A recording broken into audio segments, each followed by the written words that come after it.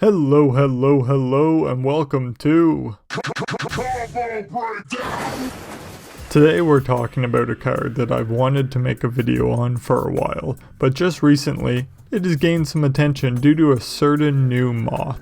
The card for today is Solemnity, an enchantment for 2 and a white that says players can't get counters. Also, counters can't be put on creatures, artifacts, enchantments, or lands. Well, that is something, isn't it? So Solemnity shuts down a lot of things: infect creatures, experience counters, energy counters, hydras, and the new mechanic counters from Ikoria, but it is also very easy to combo off with. The short answer is persist creatures. Shocking, I know. If for some godforsaken reason you don't know what persist is, please go watch my other combo breakdowns.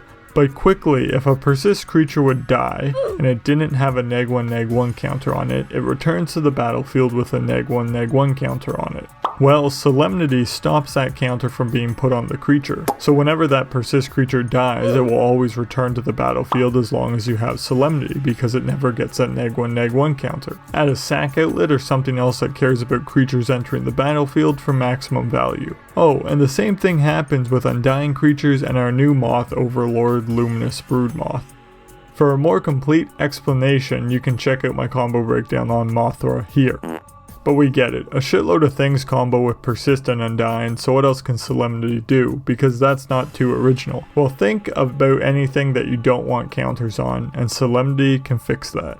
You don't want your Phyrexian to enter as a land? Have Solemnity out, and he doesn't get any slumber counters, which means you just get a 12/12 creature for 4 mana. Thing in the Ice will enter without any counters on it, meaning all you need to do is cast one instant or sorcery spell and Thing in the Ice flips into a 7/8 that returns all non-horror creatures to their controller's hands. Speaking of ice counters, Dark Depths is a land that enters with 10 ice counters on it. When all ice counters are removed, you sack it and make a 20/20 flying indestructible spaghetti monster. But you guessed it, with Solemnity out, the land enters with no counters, immediately blows up and becomes an Italian chef's worst nightmare. Mamma mia! My favorite combo with Solemnity actually uses a very odd card called Chronozoa, a 3/3 flying creature for 3 and a blue that has vanishing 3, which means it enters the battlefield with 3 time counters on it, and at the beginning of your upkeep you remove a time counter from it. When the last is removed, you sacrifice it. But Chronozoa also says whenever it dies, if it had no time counters on it, you create 2 tokens that are copies of Chronozoa. So, with Solemnity out, your Chronozoa enters the battlefield with no time counters on it. But it doesn't die because you only sacrifice Chronozoa when the last time counter is removed. And since it has no counters on it, you can't remove one to cause the sacrifice. But with the little help of a sack outlet of your choice, you can get the combo rolling. Use a sack outlet like Ashnod's Altar to sack your Chronozoa, and since it had no time counters on it, you create 2 copies of it, which you can then sack to create 4 copies of it, and so on and so on. You get the benefit of your sack outlet, a bunch of ETB triggers, and exponentially more and more germs that keep on spreading. Chronozoa, more like Coronazoa. The fuck you say to me, you little shit? They ask you how you are, you just have to say that you're fine when you're not really fine, but you just can't get into it because they would never understand. Another nice interaction is between Solemnity and cumulative upkeep cards. Cumulative upkeep cards say at the beginning of your upkeep, you put an age counter on this permanent, and then you sacrifice it unless you pay its upkeep cost for each age counter on it. With Solemnity, you can't put age counters on these cards, so you pay an upkeep cost of nothing on each of your turns. This can lead to great value, like with Mystic Remora. You draw a card off of each of your opponent's non-creature spells unless they pay 4 mana. Or Naked Singularity, that makes each land type tap for a different type of mana. Or Glacial Chasm, which prevents all damage done to you. Yes, Solemnity and Glacial Chasm prevent you from losing to damage. But shockingly, this isn't the only combo that makes you pseudo-invincible. Phyrexian Unlife allows you to survive under 0 life. The catch is that any damage dealt to you when you have 0 or less life is dealt through infect. When you have 10 or more poison counters, you lose a game. Well, Solemnity doesn't let you get poison counters, so yeah. keep both of these enchantments on the board and you can't lose from damage. The same works with Delaying Shield. Delaying Shield says if damage would be dealt to you, put that many delay counters on Delaying Shield instead. At the beginning of your upkeep, remove all delay counters from Delaying Shield, and for each counter removed this way, you lose 1 life unless you pay 1 and a white. Well, when damage is dealt to you, you put counters on Delaying Shield, but you can't because of Solemnity, so you take no damage.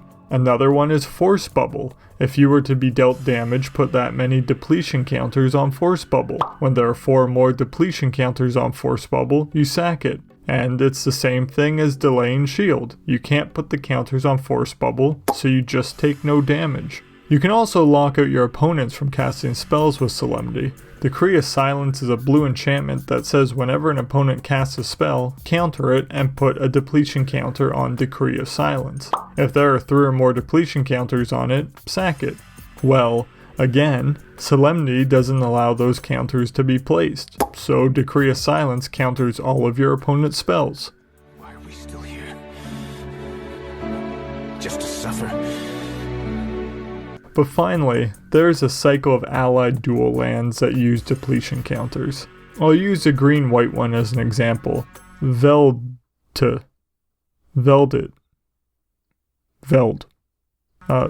Yeah. If there are any depletion counters on this land, it doesn't untap during your untap phase, and at the beginning of your upkeep, you remove a depletion counter from it. This one in particular can tap for a white or green, but then you put a depletion counter on the land. But as you know, Solemnity doesn't allow you to put counters on it, so it just becomes a nice dual land with no downside. The key with this is that the depletion counter is part of the effect and not the cost. If the counter was put on the land as part of the cost to activate the mana ability, then Solemnity would actually lock you out of using that ability. If you look at a card like Devoted Druid, in order to untap her, you need to place a -1/-1 counter on her as part of that cost. Solemnity doesn't allow you to do that, so you can't actually activate that ability. On the flip side of this, it would actually lock out your opponents from activating any costs that require counters to be placed on something, like their Devoted Druids. So, did you know about all these combos with Solemnity? It is a powerful card that was fairly cheap but has recently increased in price thanks to the new moth on the block. Anyways, let me know if you use Solemnity or you will be using it after seeing this video. And as always, when you need another combo, come back here to Combo Breakdown.